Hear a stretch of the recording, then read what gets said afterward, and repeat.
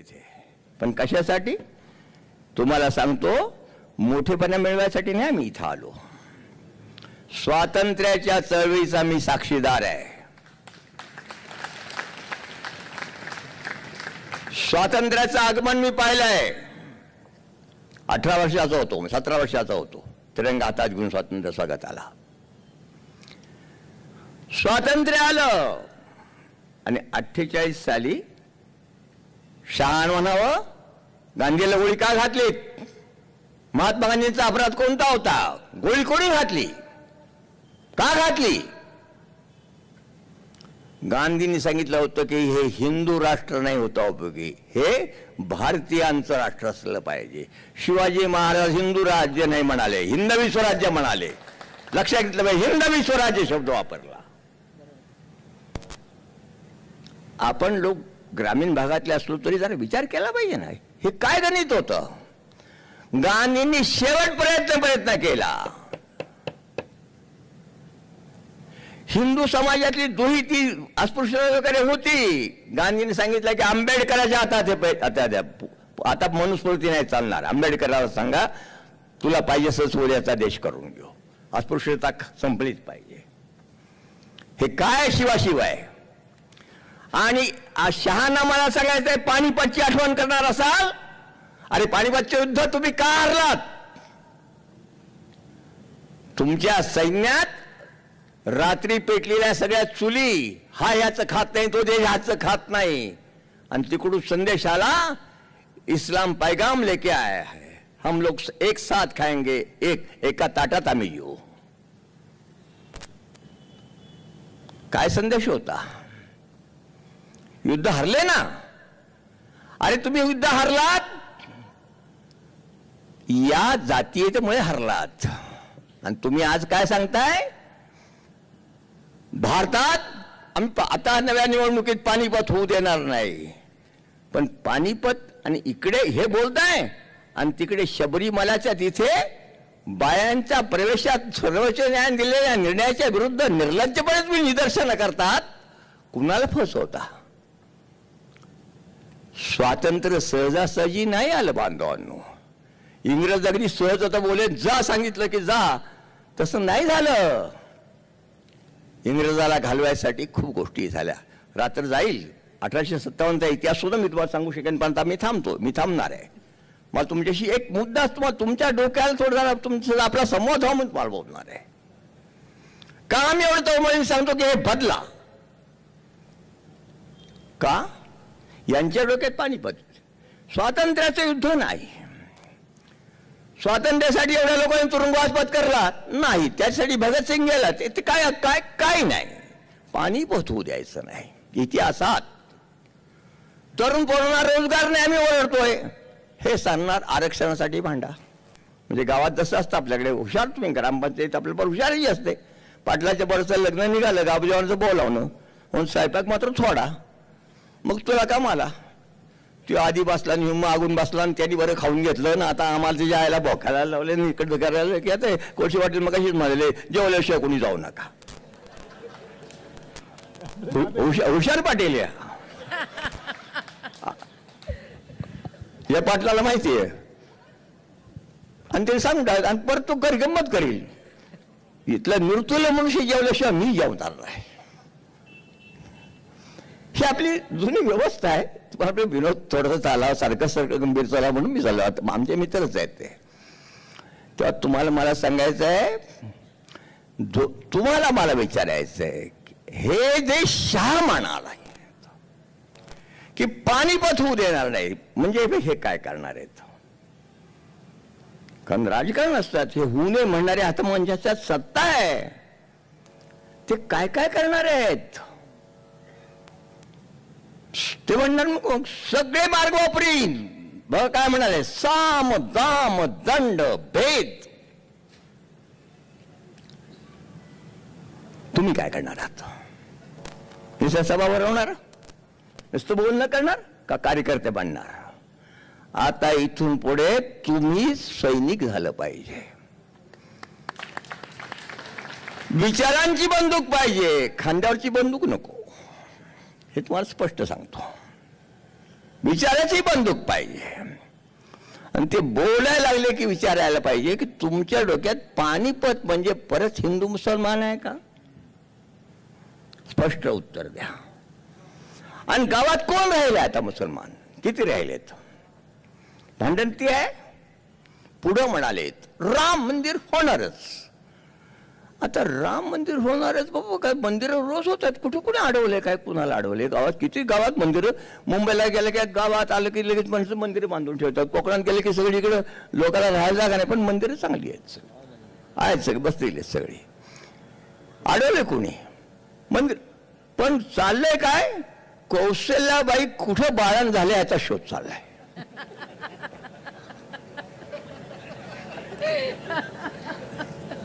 खरं तुम्हाला सांगतो, काय त्या सुप्रीम कोर्टाची मला क्यू येते. हे आता तिथले जज आहेत. आता हे कसं काय ठरवणार का की कौशल्या माता कशी येते बाबा? काय कसं काय झालं असेल? कुणी पडदा लावला असेल आणि कसं काय झालं असेल?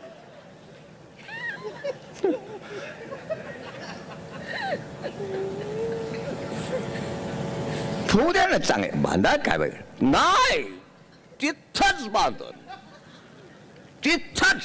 आता आता काय करावं?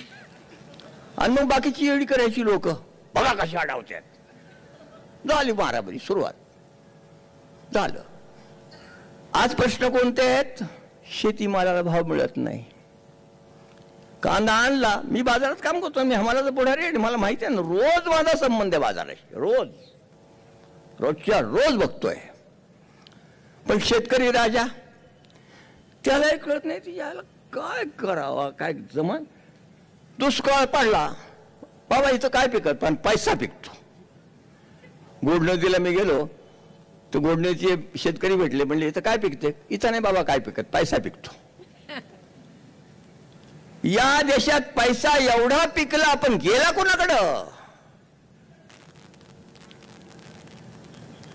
मग गंमत आहे मोठी. बायांना विचारायचंय तुम्हाला, तर तुमचं शेतमजूर बाया कोणी अंगणवाडीत असेल, कोणी काय काय असतात आपल्या सगळ्या करतात काम. बाईला निंब द्यायचं बघा कसं न्याय कसा आहे बघा. बाईला तुम्ही पण आपण पण हो, बाय माणसाला काय 300 रुपये द्याता का? नाही 150. काय बाई पगार तुम्हाला सांगा तुमच्याकडे बोलावर शेतमजुरीचा दर काय? जरा बोलता का? मग अशी बाई जी जोरात बोलली मला ते आवडलं ते गदाबाई. 150 आणि बाप्याला 200 500. बघा कसा फरक आहे. का बरं? शहरात आलात कचेरीत काम करणारे बाई 8 तास काम करणार, बाप्या माणूस आहे 8 तास काम करणार. तासाभर हिशोब, दोघाला पगार सारखा. आणि इकडं बाय माणसाला काय एवढं द्यायचं काय? आपले डोकं कसं टोकू रे बघा. आता बाई हळूहळू ग्रामपंचायतीत आली, बाई आता पंचायत समितीत आली, जिल्हा परिषदेत आली. आता ती असेंब्लीत यायचं म्हणती आणि लोकसभेत शोधायचं म्हणती, पण वाट अडवून धरली. बाया माणसाचं काम आहे काही. जमतं का तुम्हाला? पटतं काही? आपल्याला सुद्धा जरा बदललं पाहिजे. महात्मा फुले म्हणालेत स्त्री शूद्राती शूद्र यांची आघाडी झाली पाहिजे. स्त्री जी महिला पडत आता मग अशी बाई बोलली आणि ती फार हुशारीने बोलली, चांगलं बोलली. म्हणाली हे जरी बाजूला झाले तरी आमीन, पण बाया माणसावर येऊन पडतच नाही. बाप्या गेला बाकीचा कारभार. आणि मग बाया मला जोरात ऐकवतात बरं का आम्हाला त्या बाया. बाबा तुम्हाला सांगते मी रांडाव पण कसं जाळलं ते तुम्हाला सांगते. हे गावला इबलीस. मी नीतीने वागले, 4 पावरे सांभाळली रांडाबाईनी. असं जोरात बाई बोलते. खरोखर आहे. तुम्ही खेडोपाडी पाहिले असेल. आज आम्ही मागणी करतो, मत दिलं बाबासाहेब आंबेडकरांनी दिलं, कबूल आहे, मान्य आहे. पण पत 3000 रुपये पेन्शन आम्ही प्रत्येकाला मागतो. किती? 3000 रुपये. सामाजिक सुरक्षा कायदा. सांगा ना प्रत्येकाला, द्या ना कार्ड मला, आधार कार्ड आणि पॅन कार्ड द्या, मग त्या असू द्या, त्या आहे ठीक आहे, पण मला कष्टकरी म्हणून कार्ड द्या. शेतकरी, मी शेतकरी, कष्टकरी शेतकरी, कष्टकरी, आम्ही सारे कष्टकरी. आज देशामध्ये समतेचा तो न्यायचा असेल तर कष्टकरी म्हणून प्रत्येकाला मान्यता मिळाली पाहिजे. जो कष्टकरी आहे द्या ना. ते म्हाताऱ्याला ती जन्मभर घालवला, म्हातारी बाई म्हणते मला, खरं आहे ते. जेलमध्ये यांनी जेलमध्ये किती लोकांना पाठवलं बिचारा. तुम्ही तर गेलात, पण तुम्ही ज्यांना पाठवलं त्यांनी अट कोणती घातली की जेलमध्ये याला सांभाळला पाहिजे, जन्मठेप, पण जिवंत बाहेर आणला पाहिजे. गंमत बघा, त्याला जगवण्यासाठी जेलमध्ये दर माणसावर 18,000 रुपये खर्च महिना सरकार करतं. लोकशाही. आणि जी माणसं बिचारी मी उन्हापरात काही केलं नाही बघा, कुणाची चोरी केली नाही, कुणाचं वावरातलं काय कुठलं हे आणलं नाही चोरून, बाबा काय म्हातारपणी परिस्थिती आहे, पोरं सांभाळत नाहीत, रोजगाराने मी ऐकतो.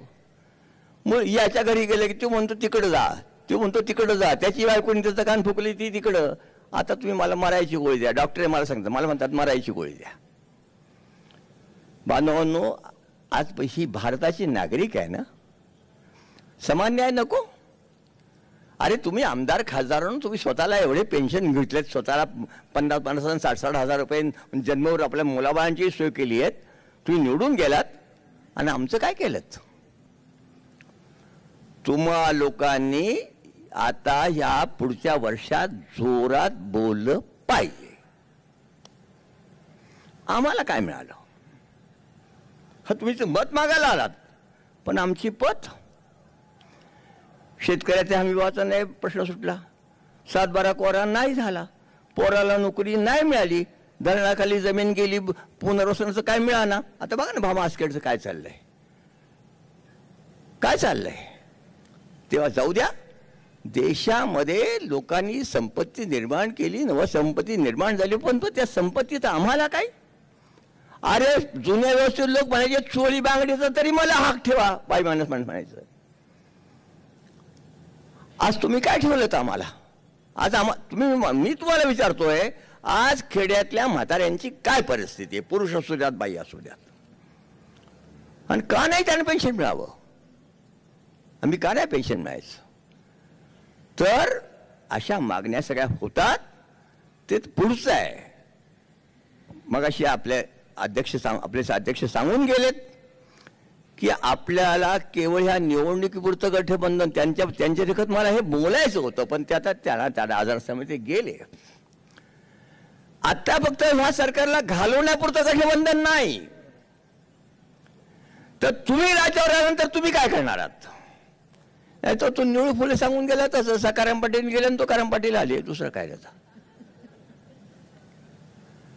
ते जर व्हायचं नसेल तर आता जे जागृतीचं संघटन तुम्ही उभं करतात त्याला सांगितलं पाहिजे की तुला सतत जागा राहायला पाहिजे. लोकशाहीवर सारखा सतत पहारा करावा होतो, आपल्या घरच्या तिजोरीवर जसा सतत रात्रंदिवस पहारा असतो, तसं लोकशाहीवर सुद्धा रात्रंदिवस पहारा करावा लागेल. आणि लोकशाहीचा संकोच होणार नाही पाहिलं पाहिजे.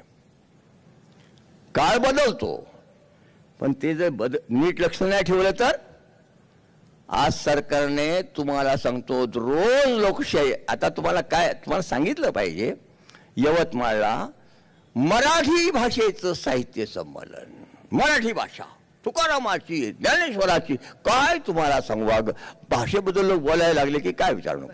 पण पोराला शाळेत घालायचे, मराठी शाळेत नाही, इंग्रजी मीडियम मध्येच घातलं पाहिजे, मॉन्टेसरी इंग्रजी मीडियम. आता त्या मराठी भाषेचं यवतमाळला बोलवलं, त्या नयनतारा सहगल नावाच्या एक बाई, हुशार बाई, त्यांना बोलवलं. या सरकारने सांगितलं की या बाईंचं भाषण झालं तर पैसे देणार नाही. काय तुम्हाला सांगू, अरे खेड्यात एखादं लग्न मोडलं तर आपली आबरू जाते, साऱ्या जगात आमची बी आबरू झाली. आज त्या बाईला निमंत्रण, तिचं परत घ्या तर पैसे देऊ, घेतं ना परत निमंत्रण. त्या बाईचं भाषण दुसरीकडे त्या अंबाजोगाईच्या लोकांनी तिचं भाषण वाजवून सगळ्या दूरनं दाखवलं. पण ते झालं, पण निमंत्रण मागे घेतलं ना. काय चाललंय ते लक्ष द्या. सरकार काय करते ते बघा. तोंड आवाज कसा बंद करताय. आज काय इथं घ्यावं लागलं. शनिवार लढा बंद केला. हायकोर्टाने त्याला सँक्शन केलं. ते भागतील ते बोलतील का हो. चावडीवर जाऊन बोंबल्याला कोणची परवानगी लागते का असं पुरुषचं म्हणणं आहे. आमचं म्हणणं मांडायला जाहीर ठिकाणी जायचं काय बिघडायचं का नाही. कुरापती काढायच्या. तुमच्यात शिव गुन्हेगार आहे, तुमच्यात त्यो गुन्हेगार आहे, तुमच्यात त्यो गुन्हेगार आहे. कोण गुन्हेगार आहे. आम्ही गुन्हेगार आहोत काय मानतात तुम्ही. तेव्हा जाऊ. आता मला थांबलं पाहिजे.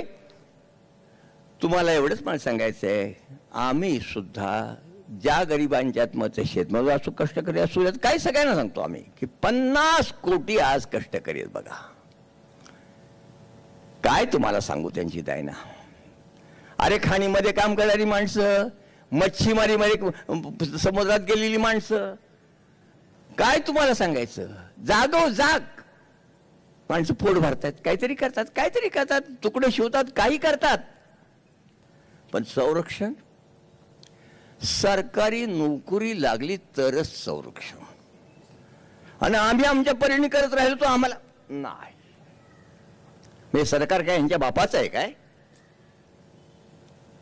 अरे आमचंही बघा ना. काही तुमच्याकडे नाही मागितलं पण आम्ही करतोय म्हणून आम्हाला काही नको का. काही आम्हाला काहीच हक्क नाही का. काहीच हक्क नाही का संपत्तीत. देशाच्या संपत्तीत आम्हाला काय हक्क नाही.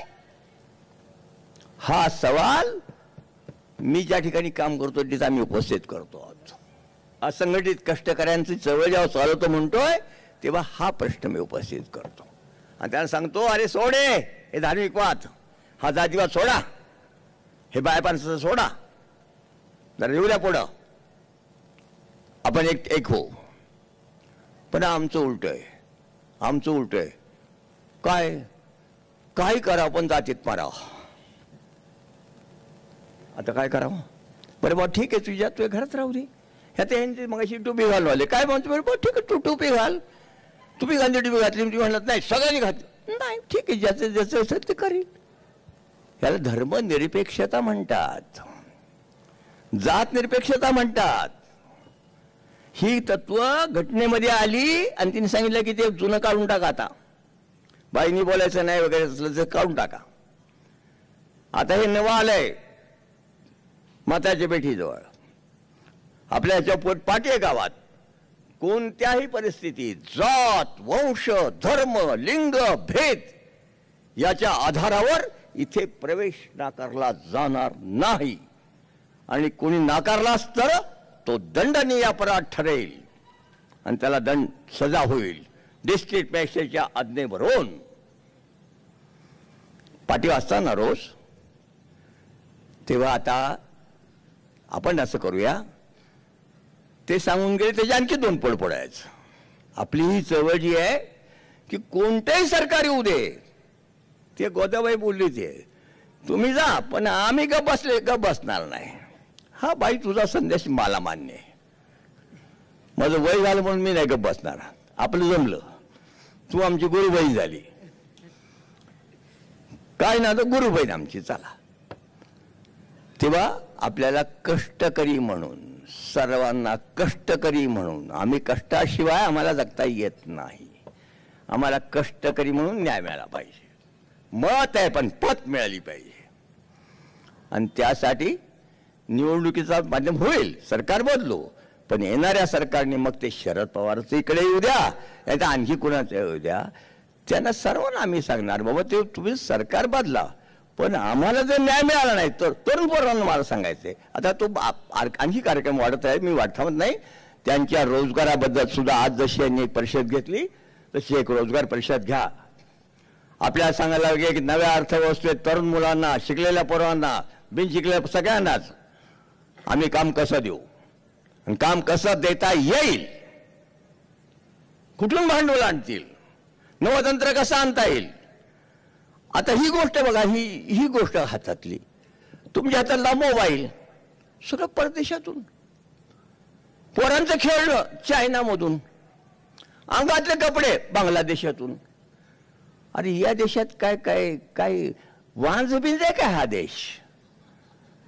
काय तर तंत्र शिकू द्यात ना, नव येऊ द्यात ना, आधुनिक तंत्रज्ञान नवोदान येऊ द्या ना. वार आपल्याला फिरवायचंय. आम्ही फुकट मागत नाही, पण कष्टाचा दाम हे सन्मानाने जगायचं आहे. फुकट गादीवर लोळायचं नाही आम्हाला, पण सन्मानाने जगण्यात की आम्ही कष्ट करतो. तुम्ही असं गोड बोलू नका की अंगणवाडीची बाई तिने समाजसेवाच करावी, नोकरी म्हणून करू नये. अरे वा, काय नियम बघा, समाजसेवा, तिची समाजसेवा. अरे का रे बाबा, आणि तिने जन्मभर समाजसेवा. पण तसं बोलायचं, बोलणं असं, या बोटाची थुंकी त्या बोटा ओढवायची. राम म्हणायचं आपल्याकडे म्हणतात ना, ममन नसतं ममन, मरा म्हण नाही तर राम म्हण. तसं आजचं सरकारचं चाललंय. तेव्हा आपल्या अध्यक्षांनी आपल्याला जो संदेश दिला, नंतर आजच्या मंडळींनी जो युवा जागर परिषद भरवली, थोडंसं संवाद घडवायची संधी मिळाली. आता थोडीशी गाणी म्हणाली. हे एक गाणं मी त्यांना सांगणार आहे. थोडं आम्हाला पण संधी दिली असती तर बरं झालं असतं. 2-3 गाणी मला पण येतात, ते क्रांती जिंदाबाद वगैरे. पण महात्मा फुलेची एक प्रार्थना आहे, ती तुम्ही माझ्याबरोबर म्हटलीच पाहिजे. अडीच मला मी सांगतो.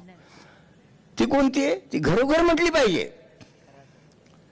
खरा तो घर पण नाही. सत्य सर्वांचे आदी घर. जरा जोराने मोठ्याने म्हणा. सत्य सर्वांचे आदी घर,